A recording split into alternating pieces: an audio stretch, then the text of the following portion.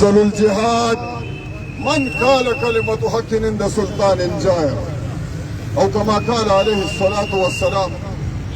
د ټولو بهترین او زورور جهاد د ظالم جابر قاهر حکمران په وړاندې کلمه د حق وینا ده.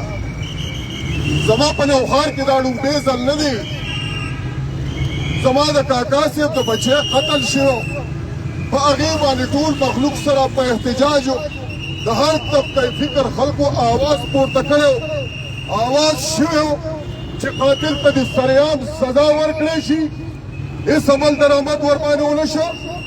د هغې د پسته نور بلا معاملات وشو، هېڅ قسم ته د جزا او د سزا عمل پکې راننه. نن د دور جاهلیت هغه یاد تازه شو دوستانو. د نن 90 ورځې وړاندې زما د شاګل بابا په اراج کې دی په قبرستان کې یوه بچی پلار ژوندی ښخه کا، کفر یې وکړه.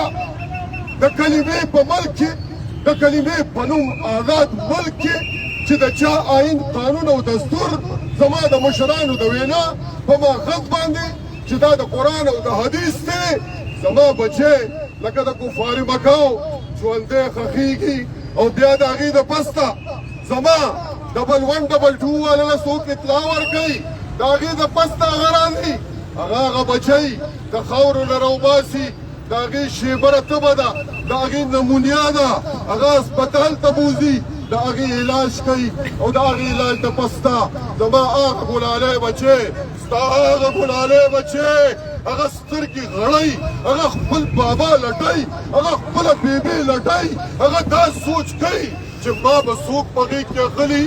هغه بچی چې سترګې وغړولې هغې سر ته ریسکیو 1122 والا ولاړ دی، د ځمکې نه یې ژوندی راوویسته. زما د قانون واکمنه ته چېرته یې؟ زما د کلا ایس ایچ او چېرته یې ته؟ په کومه دنیا کې ته پروت یې؟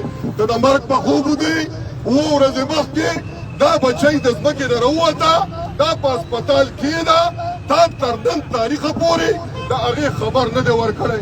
خبر چې راله هغه د ستاینو شعره په آواز باندې راپورته شو.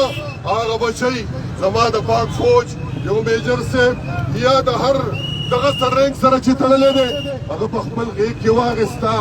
ای زما د وخت واکمنه ستا په مقصد بیړه ده، او ای د کلمې خاوندانو خلکو تاسو نه وایم، تاسو نه وایم، والله که ایمان تېروئ زما دې په خدای قسم وي د کاڼو باران به در باندې کېږي. اواز مو درکړی ده ته چې ای زما خلکو تاسو رایودی شئ، دا بچی زما ده، دا بچی د ستا ده، دا بچی د ولس ده، دا بچی د پولیس ده، دا بچی د ټولې معاشرې ده، دا بچی د هر کلمګو ده.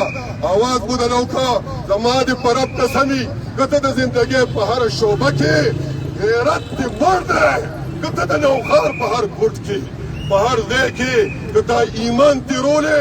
تاسو له به مونږ بېګا اواز درکړی و، درته مو ویلي وو چې شوبره چوک له راشئ، ولې په نوښار کې د ایمان والا دغه خلک دي، دغه یو څو کسان دي چې دا راجمع شوي دي او دا غواړي زما د وخت واکمنه.